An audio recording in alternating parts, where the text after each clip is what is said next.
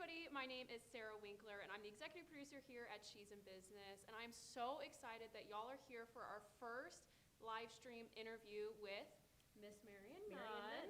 It is such a joy to have her here. She was my professor at St. Louis University. That is how I met her. She was the professor of the business plan development course and was just a phenomenal teacher. And I asked her to be my mentor for my business that I want to start in the skincare industry, and she very graciously agreed to do it and has been instrumental in just get this kind of going. As we all know, and y'all are also entrepreneurs, it's not the easiest thing to start a business, so having someone who's just been such a help and such a role model for me has been amazing. Marian began her career in 1983. By the time she was 30, she was a chief financial officer and advanced from there, and she's worked with entrepreneurial companies and high growth companies. So Marian, welcome. Thank you for having me. I'm very honored to be here. Oh, wonderful. Very happy to see your success. Oh, well, thank you, and the honor is all ours. And how are you doing today? Great, everything's great. Good. The sun's out. I know, it's a nice warm day. We're in St. Louis, and it's been very chilly, and it's about 50 degrees today, so it's very nice. So tell me about your career. I've had the pleasure of getting to know her throughout our class, but I've never really gotten the backstory of you. So, well, I graduated in 1983 from St. Louis University. I was magna cum laude graduate. I have an accounting degree. I'm actually a CPA, but don't let that out because I don't actively practice accounting. I went to work at Arthur Andersen, public accounting firm. It was a big 8 back then, and I was an auditor. And I was able to see a lot of companies as an auditor, and I knew I wanted to work for an entrepreneurial company. So I went to work at Cybertel Cellular Telephone Company, which is now Verizon. So the company, 50 people were there when I started, 350 were there when I left. I was part of the team that built the company and sold it to Ameritech then, and had a job with Ameritech. And it was very, very fun. You know, that was back in the day when the only people, we thought we had paging first, the paging division, and we thought cellular was going to be a division of paging.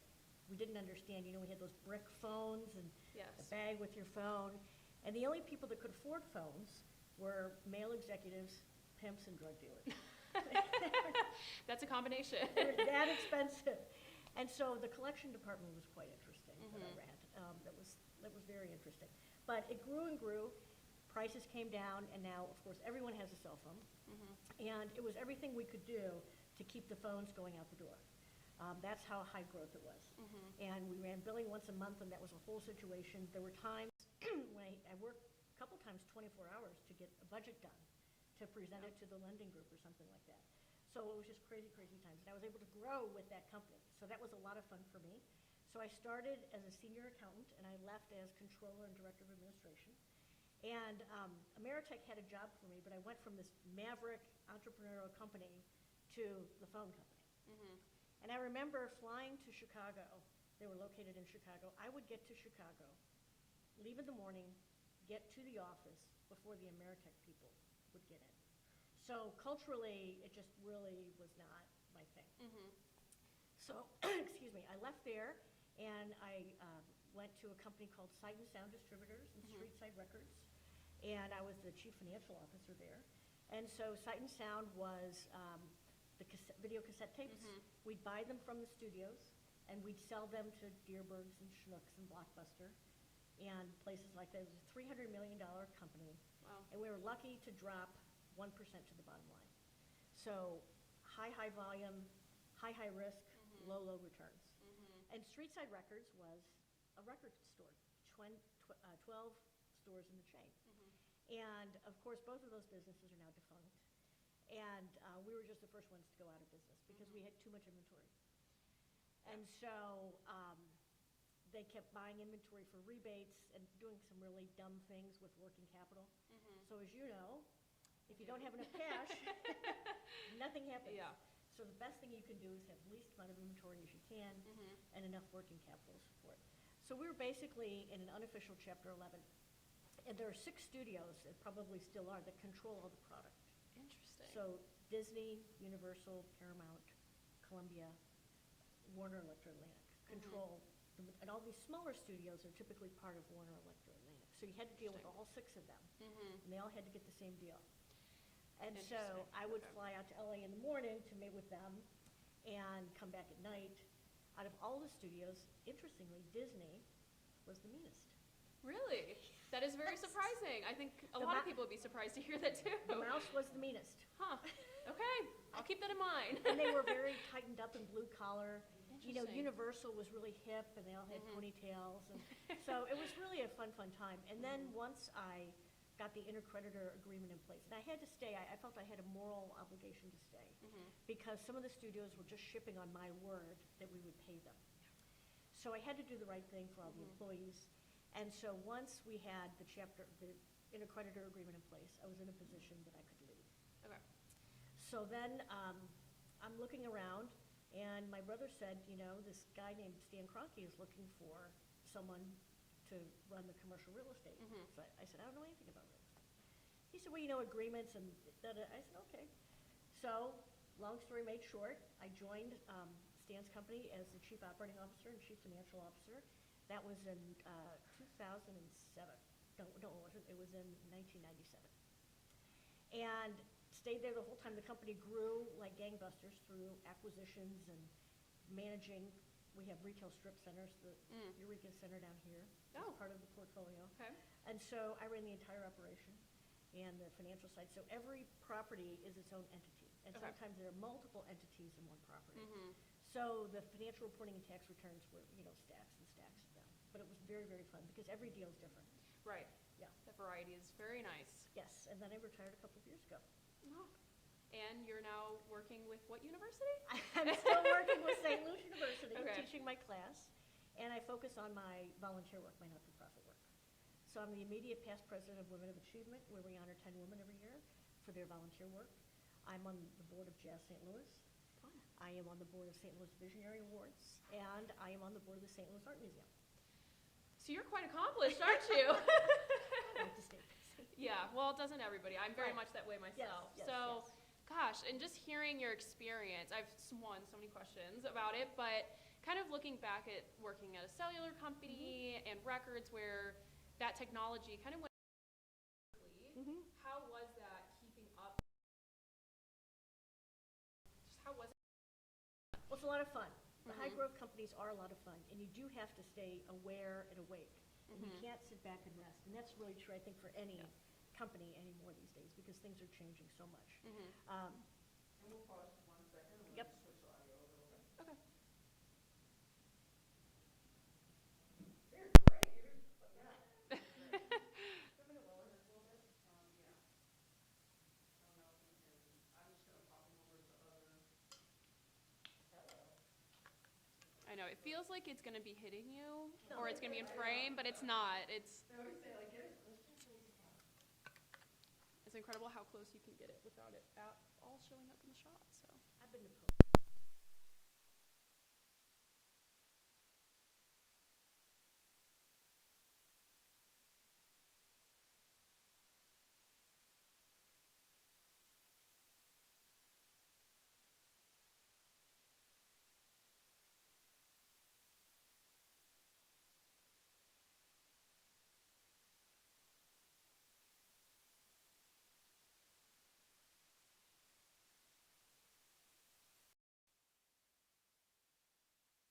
microphones and cameras, because in Interesting. commercial real estate, Okay, I don't understand. there's a lot of lawsuits Can we do that? Oh, I can imagine. I between the bet. partners. Oh, I didn't think about that. Well, that's where they all are. Gosh. Oh, yeah. Oh. I know, always. So if you're a minority partner, and Mhm. let's say you brought this building in and you said, Mhm. I don't have the money to do it, but I want you guys that have the money to do it, but Mhm. hey, I'd like 5%. They'll say, okay, we'll put you in here for 5%. And then what they do, the bad ones, the bad guys, Stan didn't do this, but I know plenty of people that did. They make cash calls. Oh, we need to repave the parking lot, so all the cash flows go into that, so I'm sorry, you don't get any. We want a new roof, so everybody's gonna put in their proportionate share. Interesting. So if you don't put in yours, you dilute. Okay. They Interesting. sue a lot about that. They sue a lot. And you can see how quickly you can lose out. Oh, yeah. Well, it's hard when people have more know-how or more social standing behind them, you can just so quickly, Mhm. it's hard to go up against that and kind of And win, yeah. win. Yeah. It's hard. I know Rafi, who you helped get a Yeah, job, yep. we're best friends. He came here yesterday because he was looking at places in this area he works at location. He was taking down all his notes for Yeah, the empty lots and, Right, he right. was just like, that's what, for Rafa, when I say, what are you paying rent? It's a very natural question for mm-hmm. people like me to ask to Rafi. I think he's doing well. I'm having coffee with him sometime coming up here soon. That's so funny. Yeah, no, I mean, Does he like it? He likes it a lot. He's a very outgoing, like, music person, so he's always, this is, like, weird to sit. And I was always the one in the friendship to be like, you have to, like, stay organized. I would remind him, we have a test in our class today, like, you know that, right? He's like, gosh, yeah. He's someone who, if he loves it, he works his butt off to do it. But school wasn't his, like, thing. So I'm happy that he really is enjoying this. It's been a transition. It was a transition for me to start working when you're, like, in college and you're with your friends all the time. Right. And And he's loving it. He'll work hard. They'll work. Oh, he works hard, too. They'll work him hard. Mm-hmm. Sometimes on Saturdays, they'll rent a van and say, everybody get in the van, we're gonna go drive the market. That's the thing. He said his colleagues, are working hours that are just through the roof, like, and yeah, that's the thing. He said he was really happy that they were He'll be, a top company. yeah, he'll be 6 digits. And not very I know, long. I've been wanting to ask, but I was like, I bet Marian will film me. Well, he's all complete, so he's on a draw now. Yeah, And then they'll go 100% commission once he starts getting some traction. that's what he was saying. He's waiting till he Yeah. gets his first deal under his belt. He was like, I did my first deal, but I just brought the paperwork out. Right. He's like, it He'll doesn't be really at- count. He'll hit 100 grand. Okay, so picking up, fill me in on how that experience was working in companies where there's a lot of growth, a lot of changing pieces in telephone records. Just how was that experience for you? Well, each company the cellular telephone company had a group of engineers, so they Mhm. always kept up on technology and informed us when things were changing. And it worked out well for us because the prices of the phones were dropping, so we were able to Interesting. increase the business and everyday people could get a phone. And then portables came out that were Mhm. they were all installed in cars Mhm. before, so we had a whole group of people installing. So we had all sorts of, it's very Americana with the people at both the Mhm. cellular company and the video distribution company, because you have people working in the warehouse, loading shipments, pulling inventory, things like that. So it is hard to keep up, but the biggest thing is hiring people. Interesting. Hiring of Mhm. people. So, and everybody doesn't make it. Some people don't want that high growth and they can't keep Mhm. up with it. It's too threatening to them or it's too confusing to them. Mhm. So I've hired hundreds and hundreds of people, more than I can Really? even, and fired as many as well, Mhm. unfortunately, Mhm. which is never pleasant. But, I can tell in the first 5 minutes if I want to talk to someone. I can tell by how you walk. I can tell by your smile. Do you smile easily? Mhm. Do you have energy? Do you have sprite in your step? Do you have proper manners and posture? Mhm. Can you have some, energy in your walk? And all the nonverbal things are such big clues to people. They are. And when I interview people, I would tell them, I'm going to spend about 20 minutes with you. Don't take it the wrong way. I just Mhm. want to get a little information, and then we'll take it from there. So I never felt the need to spend hours and hours with people. I mean, it saves you time, too. But hiring the right people is the biggest thing for any Mhm. entrepreneur or high-growth company.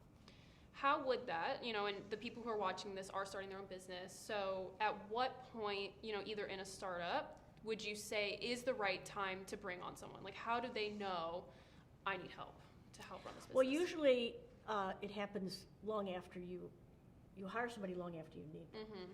So when I went in to the video distribution company and the real estate company, the position was new. It was newly created. Mm-hmm. And so my first question was, if you're creating it now, it probably should have been created about a year ago. So what do I need to know? Mhm. What's going on out there? Because you've got a pain. Right. What is the pain that you're hiring me to help you with? So it's hard to know, but when you start working too many hours and things get disorganized and maybe you're not treating your customers the way you want, Mhm. you don't have time for them, then you need to hire somebody. And then you always have to remember, you can't hire anybody that you can't fire. So Yeah. maybe hiring your brother or sister sounds like a good Mhm. idea, but maybe it's not. Right. But everyone has to make that personal decision because everything doesn't always work out. And it's hard, and it's hard when you build that connection with someone, then to let it go. At what point then, on the flip side, would you say, what are the signs that it's not working with someone? How does someone know that it is time for me to let this person go, they're not helping, or they just don't have a style that works well with how I run my business? Well, you have to first ensure you define what you want them to do very carefully and that they truly understand and are trained. So the first time something happens, whatever it is, they didn't do the work right, you work with somebody to make sure they understand what you're asking of them. People with chronic bad habits of coming in late, taking too long at lunch, that's got to stop immediately. And you don't really need to coach for that. It's just right or wrong. But typically I would work with somebody to make sure that they knew what was going on. And then, you move into kind of a progressive situation. People don't come into work thinking I'm going to do a bad job today. Right. So if they're doing a bad job, you need to look at yourself first and how you train them and what support you're giving them or resources. If they require too many resources, as an entrepreneur, you have to think about that too. Do you have the time? I mean, I like her, but she just can't seem to do it. And I don't have 2 hours a day to coach this person. Exactly. And time's already so valuable, Right. And the workforce is changing. People don't want to work as hard as they did. I was telling you many weeks, I work 60 to 80 hours a week. As someone starting their own business, they're going to find themselves doing that too. Your viewership will find themselves doing that as well. And you have to be willing to do that. And a lot of people, young people today, are not willing to roll up their sleeves and put in the effort. So I know it's very hard to hire people these days. Really anywhere in the society, we hear all about that. Yes, and I am a Gen Z member, and I see that with even my own peers in college. You can see the difference. And SLU was a great place. I went to SLU, and you can tell, for the most part, everybody's really motivated. People work hard. But then you can also see, some people maybe from like high school you grew up with, where it's just the motivation is there, and it is a deterrent in hiring someone, like you said. And even just in teams and projects, it makes the world a difference if somebody is working hard versus if they're not. Yeah, and I've noticed that young people are more willing to criticize authority outwardly. Yes, I would agree with you. I've been in classes where students have criticized a teacher, and it's very uncomfortable to be in. Yeah, I mean, yes. And then they've escalated things about a student was telling me the other day that he knew somebody that went further about this teacher that they thought their teaching style was all wrong, and I'm like, oh my gosh. Interesting. So going back to kind of just your experience in working in companies, did you have one position that you felt like this was the one pivotal career that I had that really shaped the rest of my path, or was everything kind of its own little piece in the puzzle? Probably the most pivotal position job that shaped me was at the cellular telephone company. Interesting. Because I was able to rise at a very young age to a very high level of authority in hiring people and having a lot of responsibility. So that was able to jump me into being leaders in other jobs, because we had to do so much and work so hard and pave new roads every day, because nothing was there. Cellular telephones were brand new.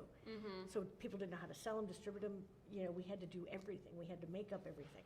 Yes. Procedures, all of it. Well, and it's great because, as my dad tells me, and working in a startup, he's like, be a sponge. And you get so much information that at a company that already be established, you wouldn't have gained all those little lessons and experiences. Right. So. You want to be the one that says, I'll do it. You don't want to be the one that says, that's not my job. Right. So what do you think for you contributed to that success? Because obviously you've been incredibly successful. I would do whatever they asked of me. I was out helping a guy install a phone once because he needed somebody to do something. So I could just see you there, helping. And that's when you were dressing professionally all the time. Yeah. Everyone dresses and skirts and suits and things like that.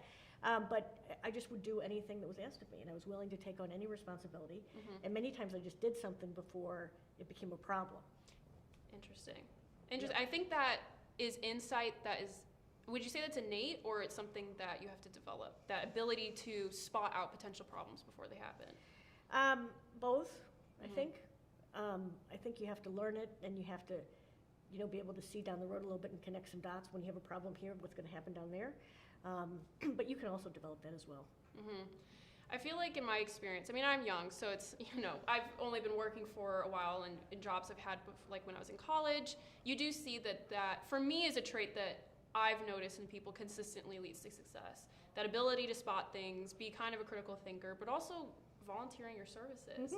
And I think for me, in my experience, seeing people who are that willing to do it, it's like, oh my gosh, like thank you, thank you for being so motivated. And for young people, that's a really way to differentiate yourself and to get ahead. Interesting. Because that gets noticed. It always gets noticed. Interesting. So any advice for someone, and we have a wide age range of people who are a part of this, but people who maybe are at the beginning of their career, what would be some pieces of advice that you think would really make a difference in how successful? Well, when you're starting a business or a job, there's always difficulty. And that's a condition, that it just is. But that's not the monkey on your back. That's what energizes you to problem solve. Right. So don't look at difficulty with a negative eye. Look at it as an opportunity. And this is an opportunity for me to discover something, be empowered, resolve things, take on more responsibility. Interesting. Because sometimes, when the going gets tough, the tough gets going. Right. That's what you really do need to do. You can't avoid the conflict or the problem. And is there a point where, you were saying you worked a lot of hours and said yes to anything. Is there a point, though, where someone should say, maybe this is an ask that's too much, or something that maybe it's a place to pull back and... Only if you feel you can't do it. Okay.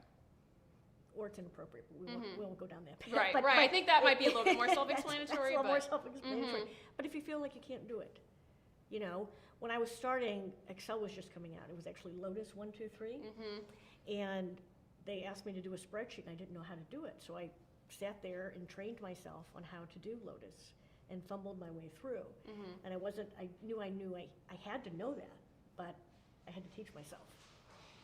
And teaching yourself sometimes is a little bit challenging. It's an investment. You have to spend the time. And it might be at night when at that time nobody had computers at home. Right. Because they were too expensive. But you do have to teach yourself. Yes, and working in those companies and even starting your own business, it is teaching yourself at every step of the way. Interesting. So I want to come back to the real estate conversation because I think it's a really interesting field. And I don't know that much about it personally, but how was that transition, working in kind of more technology-based companies to then going into real estate? How did you adapt to that new field where it really was you self-teaching yourself? Well, real estate's very specific. So every tenant has a lease, and all the leases may be different, and every deal's different, and the contract to purchase the ground or lease the ground is different, and so it's all very specific.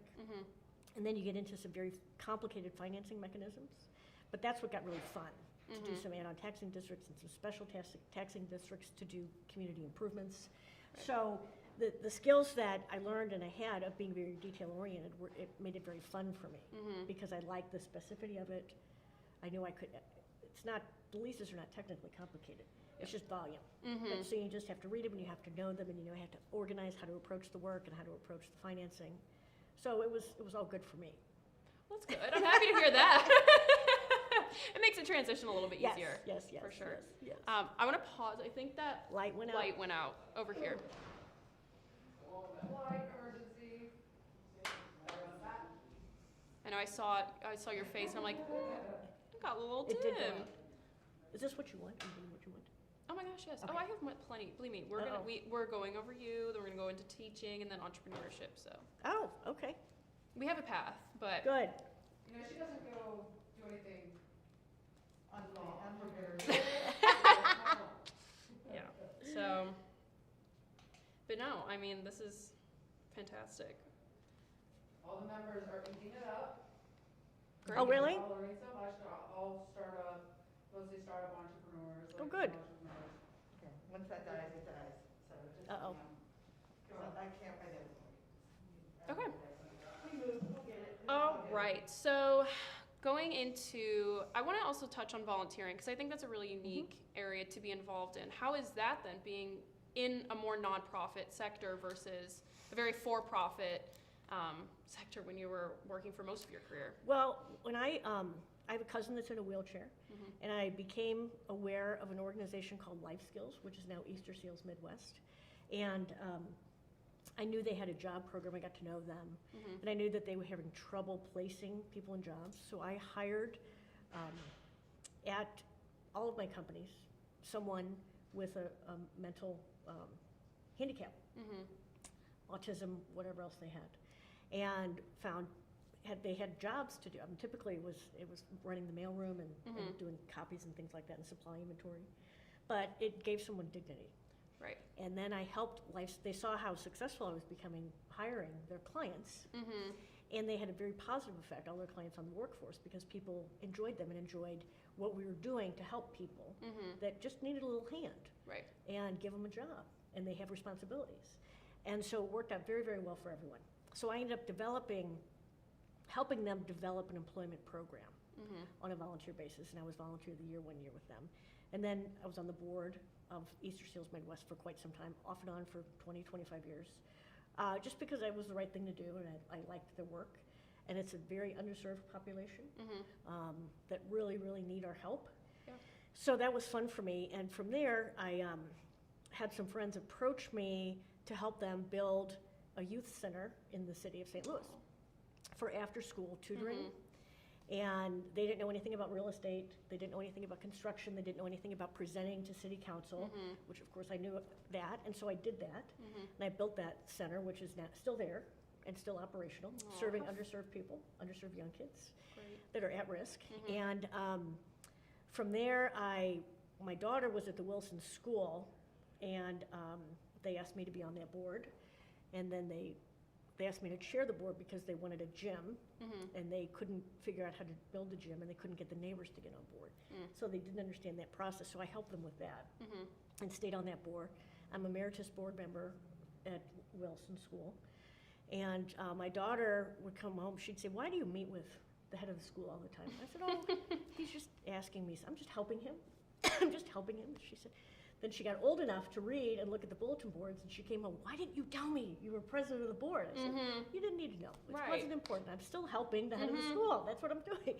So then I became involved in I actually was a Woman of Achievement, honored in 2013, and they asked me to be the president of that organization. And so, it seems like when I get involved in something, I end up leading it in some fashion. And then I was asked to be on the Visionary Awards. So I think it's important that people help other people and volunteer, particularly those that have the talents to do it and the technical abilities. Not just, you really do need to share your skills with these wonderful organizations that we have. St. Louis is very well known for generosity and volunteering. So there are plenty of opportunities, but I do think everybody should give something back in some way. Not always money, but just time. I agree with you on that. And I didn't know you volunteered that heavily. And it is such an honorable thing that people can give that much as well.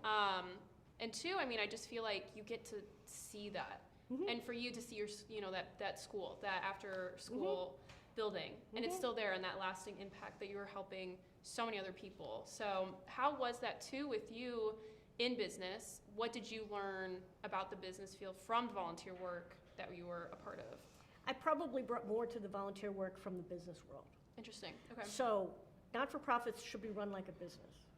And people, when I was the chair of the school board, the head of the school would talk about the mission statement and candidate, and I would try to explain to him, your mission statement doesn't matter if we don't have kids in the seats. Right. We first need to put rice in the bowl, and then we can talk about the other glorious things that you're talking about, but we got to get kids. Exactly. So a lot of not-for-profits are run, you have to have a mission, and even a small business stripe has a mission. And you have to be mission-driven, but you do have to have the financial side in order as well. Yes. It's kind of important, isn't it? So it's more so business people bringing things to not-for-profit boards, because a lot of times they do not look at things that way.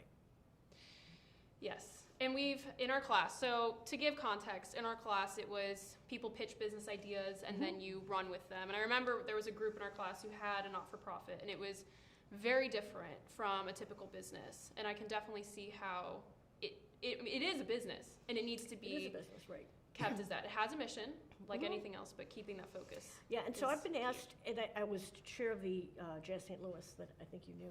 I may have given you tickets at some point. And I met Jean Dobbs Bradford when we were both on the art fair board, and I was president of the art fair board for a while. So Jean was our head at Jazz St. Louis, is our head.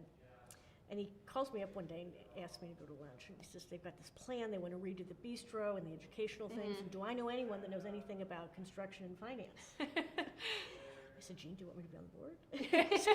Is that what you're asking? So we did the entire jazz club. We did it in 4 months. Nobody thought we could do it, but we had to do it that quickly. And so a lot of times it's been the projects that have been involved with in the business side that have caused people to ask me to do things in the not-for-profit world. But there's a way, if people aren't asking you, there's definitely ways to get involved. Well, and you have... Pick something you love. Yes, and you have the know-how, so it seems very fitting that you'd be asked by many people. Pick something you love, and you call the head of the organization.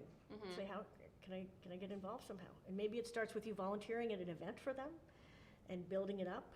But there are definitely ways to be deliberate, to be involved with something you like and have passion about. And when you mentioned the calling people up, that reminded me of your advice you gave us about networking. So what is the big importance about networking? I know we've talked about it a lot at school, but how pivotal is networking for a young professional, for someone starting their business?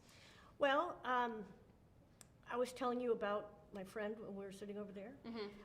Had I not kept up with him, I would not have learned about the CFO job at the video distribution company. So he gave me the in to be interviewed there. So networking is important for you personally. It helps develop skills, and you can talk to people. So it's always nice, particularly with startup companies, you should always be talking to your lender, even if you don't have any ask. But just say, let's have lunch. How are things going? What do I need to know? What should I be working on? And then all of a sudden, when you need that lender, you have that relationship. So it's good to keep them up.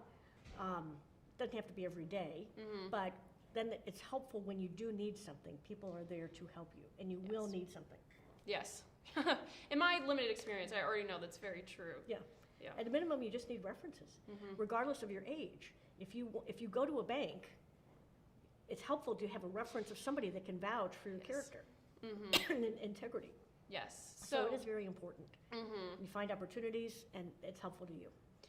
So for people who are starting a business, how should they go about, just calling people up? I know that for me was a little bit intimidating, and sometimes having those conversations felt very uncomfortable, but what advice do you have for people just getting started, getting their connections built?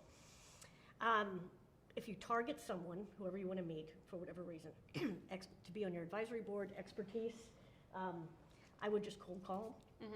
People are honored to do that, excuse me.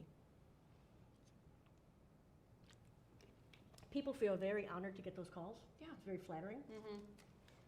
They may not be able to be on your board, but if you target someone, say, look, I've read about you. I'm starting my company. I could use a mentor here and there. Could I talk to you? And you'll find somebody that way. People will volunteer to do that. Interesting. It's always surprising to me that it's that easy. I mean, and I asked you, and you agreed so quickly that it was almost, is that easy? I just had to ask. You do. You just have to ask people. And even, the president of the company that you think won't take your call, you just don't know. I have, in my experience, that's something for me I think every entrepreneur should know, is that networking is one of the most critical pieces, at least in my opinion, and I'm happy to hear you say that as well. When you're forming your company, you're going to likely have an attorney, and you're likely going to have a lender. And those are the two people that can connect you to a lot of other, particularly the lender, because he'll have other customers that might want to know you. So in a young woman's entrepreneur startup, or at any age, what are those people that she should have in her pocket beyond those two? I mean, is it somebody that's just a mentor, a support system? What does that group of people look like? It'd be nice to have somebody that's doing something similar to what you're doing, but on a larger scale. Okay. So if you're manufacturing something, is there a big manufacturing company? Is there a consulting company? Somebody that's doing it that's already been successful would be helpful to be a mentor. A supplier is helpful to have a relationship with for advice. Someone in HR, not so much. I don't, particularly when you're a startup, you don't really care about that stuff as much. Yeah. And you probably don't need an accountant if you're a startup. You're probably doing it yourself. Okay. Yes. So I wouldn't focus so much on that. Okay. But mainly someone, maybe even a competitor. Interesting. That you're not a huge threat to. But again, you're in the same line of business. Interesting. But they're larger. Okay. I mean, that's good to know, and it's great because I'm learning as we go through this. That it's like, okay, I'm making mental notes. You know, who should I incorporate? And yes, starting a business is just, it's overwhelming, and I think a lot of people feel that way, and it just feels like an undertaking sometimes. So it's always good to get that feedback and to hear kind of from people who have done it, because you can learn from their success, their mistakes, and everything in between. Yeah. I remember one student was starting a grocery store business, Serbian groceries.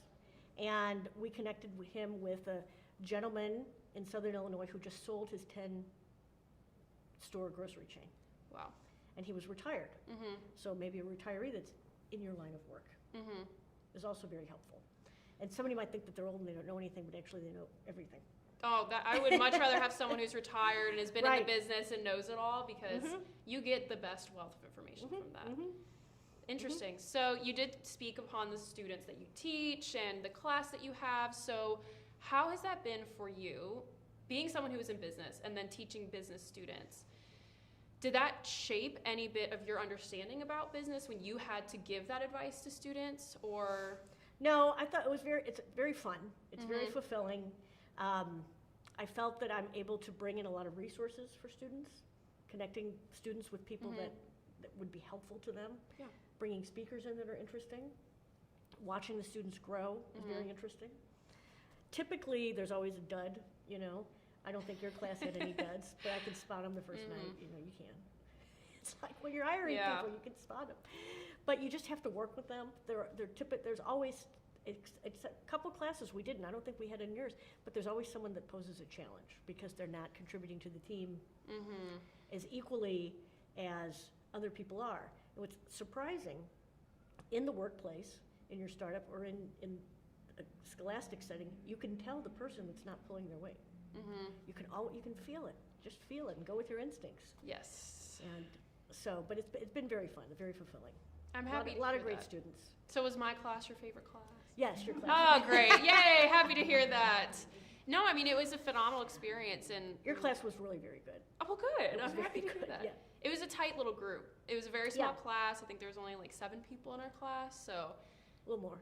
There was maybe 12. But maybe 12. But yeah, it was small. Yeah, it was just a great experience. And is there anything that you've learned from students as they've done the class that you took away? Yeah, I've learned some really just kind of anecdotal things. There was one girl who did her business plan on her Chinese wedding service. Interesting. That she would produce Chinese weddings. It was fascinating. I bet. Just the pomp and circumstance and the costumes and the what they, the things that they did, the traditions and the routines. It was really interesting. So you always learn some really neat things like that. There was one young lady who was going to produce Vietnamese coffee. Interesting. I think I saw her presentation. Yeah. Yes. Yeah. She would have come back. And I never knew anything. I didn't know Vietnam was a big coffee. Me either. Country. So you learn really interesting things like those little factual things that you learn. I learned from your business plan. I didn't know that could be done. I'm happy to hear it. I didn't. I had no idea. I'm so happy about that. I had no idea. So we're always learning something, and we're there kind of for the structure and the coaching, but you're always learning. It's really fun. I bet that's so exciting. You see so many different business ideas. Is there, now this is a question I've been meaning to ask. Is there something that you see when students do these business ideas and they pitch them that consistently is a factor of success? Like when you're watching these presentations, you're like, oh, they're going to be successful. Or if they did that in the real world, they would make it. Well, it's all about the achievability of the idea. Okay. So we pick them not on ideas we like, but on ideas where the student can be successful writing the plan. Interesting. Because we're there to help the students, not to torture them. So if something is too hard, and they have been too hard, it's a great idea, but we're not going to do it here because you won't have fun doing it, you won't be successful. Okay. And we want students to enjoy the experience. I think you said that about my project. I did first, I thought it was. And then they convinced me that it could be done. Yes. And look, you got an A. Yep. Yes, I did. I worked very hard. That's the thing. I think I was just so motivated. This is something I know I want to start. And to get that experience, I know not everybody is offered that opportunity to have your idea pitched in front of people at a young age and to get feedback. I was not going to miss that. opportunity. So I very much appreciate it. I'm happy you let it go. So also just in kind of going off that question, so when people are starting up a business, what are the things that they should keep in mind to help make their business as successful as possible? Cash.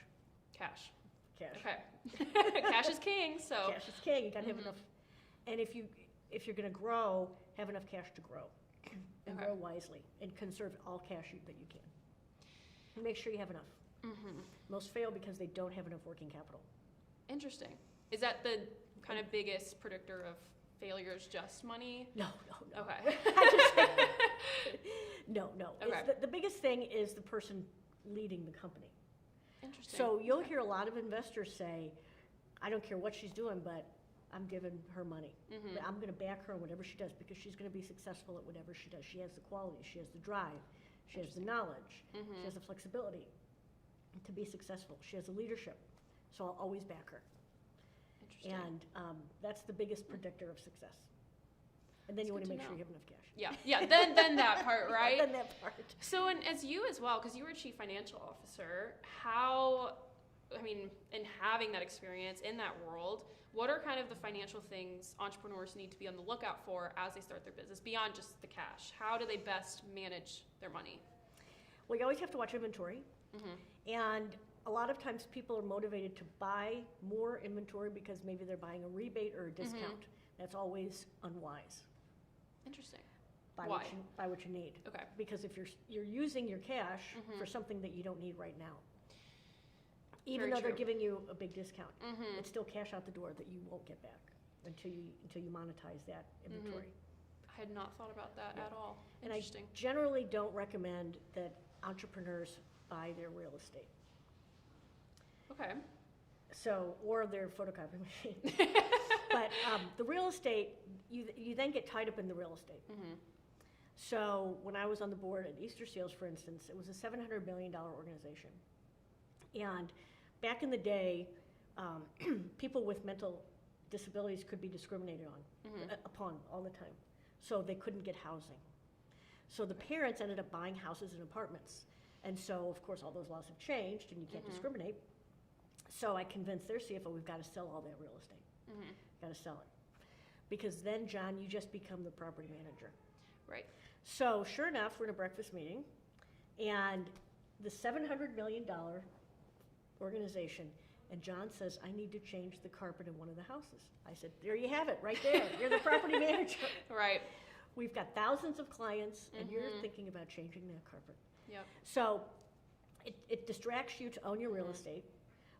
It's always more complicated than what you think it is. It's a great building today until you need the new roof. And then that takes your time and money. So it's always wiser for me to lease, in my opinion, for a starting business. Interesting. So anything, even like equipment, is that good to rent instead of I would rent it because the technology changes so much. That's not hard and fast for everything, but you're stuck with the photocopy machine that's 12 years old and doesn't work, and you can't get rid of it. Right. You're not going to sell it. But it seemed like a good idea at the time to buy it. But maybe not. Well, and that's the thing too. You're limited in cash already. Why spend it on something that is either going to be obsolete or you just don't need right now? And technology is such that you can go to Office Depot and get a lot of what you need for not a lot of money. Yes. I love Office Depot. Yeah. So the joys of the office supplies. We all know that here. It's kind of a joke. Like the whiteboards. I was so excited we got those. So yes, it's the little things. You can buy that stuff. Yes. You don't have Yes, we got it from other people here, so I didn't even have to you buy didn't it. even have to buy it. Yeah, even better. So what would be the best investment that an entrepreneur can make in their business? Well, it depends on what the business is, but probably if you have intellectual property, protecting that. Interesting. And protecting your sales flow, however that is. You have to have sales of whatever you're selling, but if you need to protect your product, that would be a very wise investment. And how do people go about doing that? Typically, you talk with an intellectual property attorney, and they're expensive, but if you need to protect your product, you need to do that. Yes, and those are important. And I know we've had And if you don't know if you have something to protect, you do some research and find that out. And we've heard stories of people having things stolen or their ideas taken that I'm just at least super aware of that. Right. And you've worked so hard on it. The last thing you want is it just to get taken right from you. And there are people, regardless of your age, if you went to a university, that university is very willing to help answer questions. Interesting. So if someone had a question there's a whole legal department at SLU that they give pro bono legal advice to students. Wow, So that's a great resource. Yeah, and I would think that even if you're 40 years away from a university, you could find somebody to call and say, I'm an alumni. Do I need to protect this or do this, or and they'll help. They're always there to help. Yeah. Oh, yeah. Good to know. Gosh, the universities really do so much. I'm so grateful for that. I mean, it's been a great foundation for me, and the more people know about those resources, I mean, it's there. You just have to do a little bit of research to find them. Wow. Okay. Another mental note for later. And then two, I know I've talked about this with you many times. Do you think it's important to self-fund or get an investor? If you can self-fund, I would self-fund. Okay. Because it's easier, again, talking about not buying your real estate because it's a distraction, all of a sudden your investor becomes a distraction. But if you need one, you need one. But if you could self-fund, that means slowing things down for you to self-fund, then I would do that, if you have that opportunity. And it's really a luxury. So somebody maybe doesn't have all the resources themselves, but they do kind of want to self-fund. Are there other ways that they could get cash, maybe like grants or are those good resources that they can reach out to? Well, it depends on what the project is for a grant. If it's a not-for-profit, you can try to get a grant. Okay. We had a team of students that wanted to do a STEM bus to drive to schools. Interesting. So we talked them into making it a not-for-profit, and they could apply for grants to get funding for that bus that they were going to convert to a lab. But generally, you're not going to get a grant for a for-profit. Okay. So interesting. I did not know that. Yeah. Okay, and then family loans, are Family those a loans? good idea, or maybe Well, be depends cautionary? on what's Thanksgiving going to look like. I mean, what's the holiday? Follows you around. It follows you around. It follows you around. Yeah. The best place if you could get an SBA loan would be to get an SBA loan. Okay, and for people who don't know what that is, what is an SBA Small loan? Business Administration. Okay. And they are guaranteeing your loan to the bank. Okay. So there are certain banks in town that do SBA loans. So there's a lot of detailed information to fill out, and they help you fill it out. A friend of mine just got one for her business. But then it's private between you and the lender, and it's not everybody in your family that knows everything about it. Yes. And you're not going to be running into them. And you're not going to be running into them. And the SBA is very motivated. Their mission is to help small businesses. So Interesting. Okay. they're very motivated to help people. And is that very different from an investor? Is that better than an investor, would you say, getting an SBA loan? Well, I think it is. Okay. Because you're going to have reporting, but they're not going to be asking you why you bought that table. Or why and your grandmother might be asking you why you bought the table. You didn't give me my money, but you bought that? Right. Like I said, it follows you around. So the SBA is a very good way for small businesses and startups to get going. Well, And a good way if you wanted to acquire a business, too, to get the money to buy the business. Interesting.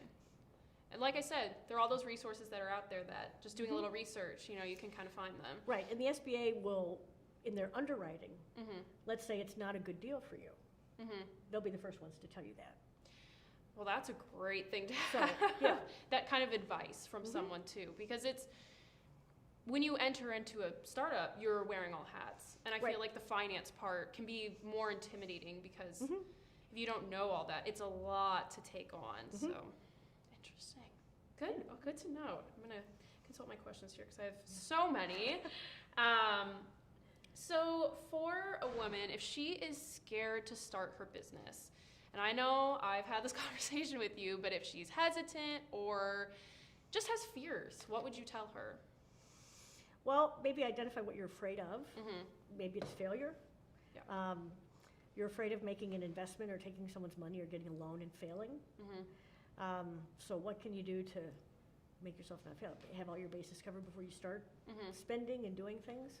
It's a tough question, but I would imagine that's what the biggest fear or hesitation is going to be, is failure. Yes, and that is my.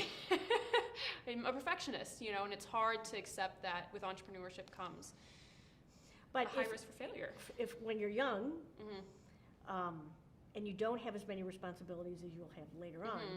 it's much easier to start something. Yeah.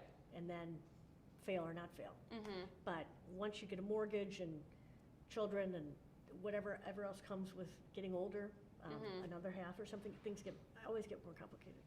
And what would you say to the women who do have the kids and who Right. do have the mortgages? they're What the- advice do you have for them?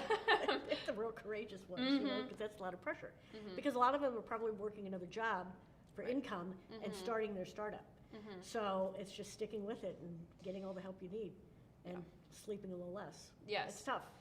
And But is there? if they're bold enough to do that, Mhm. then they've got it. They've got the goods. Good to know. They got the tough stuff, yeah. Yeah.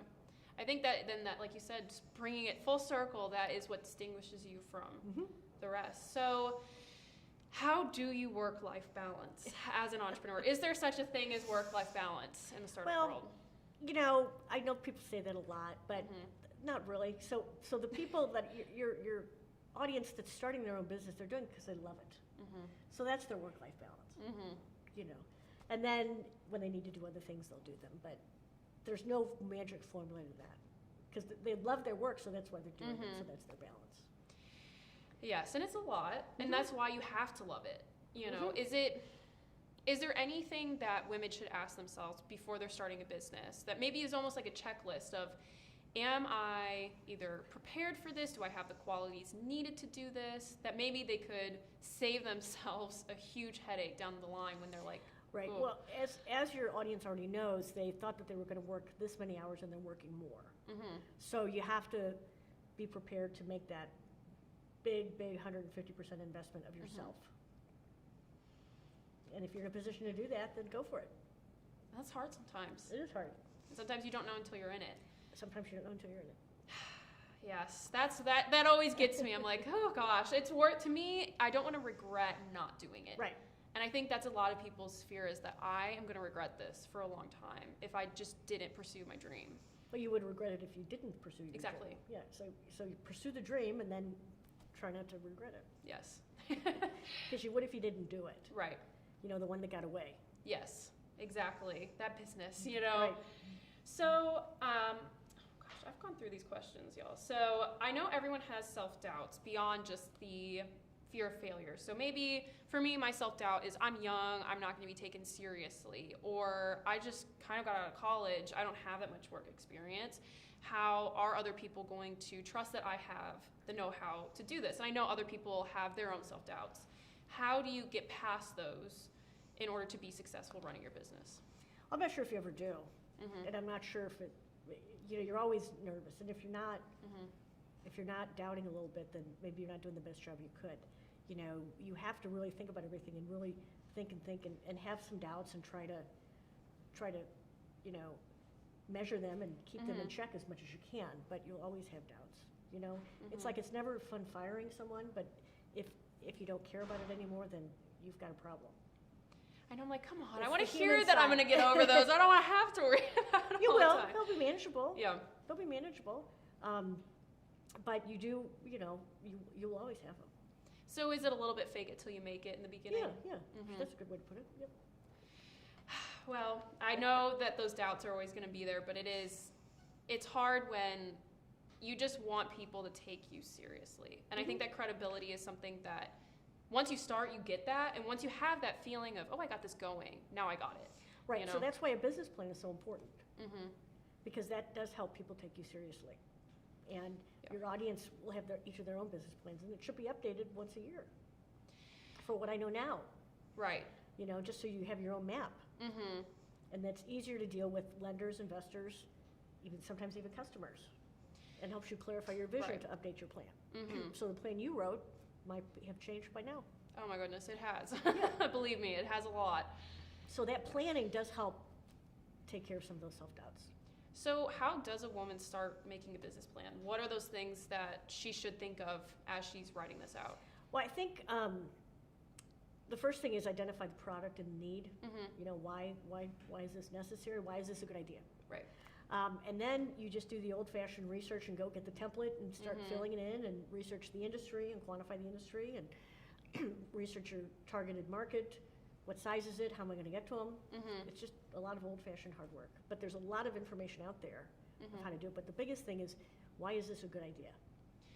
Yes. Can that be a point where it's like analysis paralysis, where you've just, okay, I have the business plan and I've taken my time filling it out, but I'm not doing anything? Is there a point where someone's like, I need to just get my booty in motion, if you know what I mean? Well, it depends on what their need is. Mm-hmm. So if it's because I need a job, I better get going because I need the money. Mm-hmm. If it's because I'm so excited about this idea, you're going to get going. Mm-hmm. If it's because I'm too comfortable where I am, then you're just put it aside. And when the pain starts to rise, Yes. but there will be some discomfort that would cause you to start execute your plan.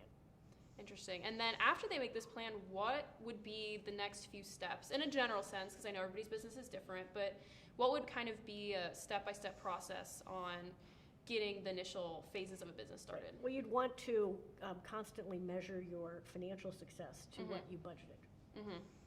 Are you better? Are you worse? Why? Why am I better? Mm-hmm. Why am I worse? Is this happening the way that I laid out it would happen? Because part of your plan is going to be a timeline. Mm-hmm. This time to get it to be manufactured, this time to get it to market, this time, are you making those goals? Are you meeting those goals? Mm-hmm. And then after the financial piece, I mean, No, such as just like... the business piece, the execution of the okay. business. I want the doors open by this day. Okay. You have to have your physical steps of what's going to happen. Mhm. Product development or whatever your revenue generator is. There should be a timeline to start generating revenue. So really mark that out for yourself. Yeah. Interesting. And then people starting, I know the legalities are also a piece that can maybe be a little bit intimidating. How do they go about that? What would you recommend, like an LLC, or how do they get that piece of it going? Right, that's where you probably do want to consult with a Mhm. small business attorney. But Okay. you can research a lot of information, and the form should be an LLC, and you can incorporate that on your own if you wanted to over the internet. Mm-hmm. And I did that. Yeah. And I can say it was pretty easy, so I can vouch that Right. it is. That part is a little bit easier if you're filling out an LLC. So Yes. yes, and you did help me with that too. So and once again, why you need a mentor, because you can bounce those can. questions off, Mhm. and there will be a lot of questions. Right. So what would be the best piece of advice that you could give to a woman starting her business, or maybe she already has it going but is just kind of struggling to really get that growth that she wants to see? Stick with it. Stick to your Mhm. plan. Have a good plan that you believe in, Mm-hmm. and stick with it. And find out if you're not growing like you should, why are you not growing? Because if Mhm. someone's not growing like they wanted to, they already know the reason why. Maybe it's because they don't have enough time to put into it. Maybe they do Interesting. need to hire that person. Mm-hmm. Maybe they can't afford to hire the person because they don't have the revenue, but they still have the need. Try to work out some deal, someone for ownership or a Mm-hmm. bonus down the line or something like that. Interesting. There are those moving pieces that you There are, sure, absolutely. Mm-hmm. It makes it very hard. Yes. So for you, and bringing it back to your life and your experience, what are the next plans for you in your career, personal life? Well, that's interesting you asked me. Because we are building a vacation home in Michigan, Mm-hmm. and so we plan on spending more time there. Wonderful. Plan on traveling more once the pandemic Mm-hmm. we get by that. Mm-hmm. I'll continue with my volunteer work, and I'll start to kind of rotate off those boards Okay. and just kind of enjoy being retired. Will that be bittersweet, kind of stepping down from those things? Are you ready to be Well, relaxed? so stepping down, so at the Wilson School, I'm board chair emeritus. At the Art Fair, I'm board chair emeritus. So Mhm. I still stay in connection with Mhm. all the people. It's part of networking as well, so Mhm. I'm still connected to all the people. So I have a very full life and social life, so it won't be, I won't be looking for things to do. I'm so happy for you. Thank you. Good for you, and you deserve it. Thank you you. have been doing so Thank much, and I just know that through what I've seen, I know that you're going to be looking forward to it once you get Yes, there. I will. And is there anything that I didn't cover that you want to touch on, or other things that you wanted to bring up? I don't think so. I think we had a good discussion. Well, good. I'm happy to hear that. Yay! I know she's still my professor, so I'm like, I still want to do a good job. I'm like, am I Well- going to get a grade after this or something? Well, if you want something done, give it to a busy woman. Mhm. That's what I always say. Now think about it. It's a very true It's very statement. true. If you want something done, give it to a busy woman. Yes. And on that note, I'll end it with that piece of advice. It has been such a pleasure to have Marian Nunn here today, getting to know her. I really hope y'all enjoyed this interview, and I've had a complete blast, so thank you for being here. Thank you. It was my honor. Thank you. Awesome. My great pleasure. Thank you. Bye, guys.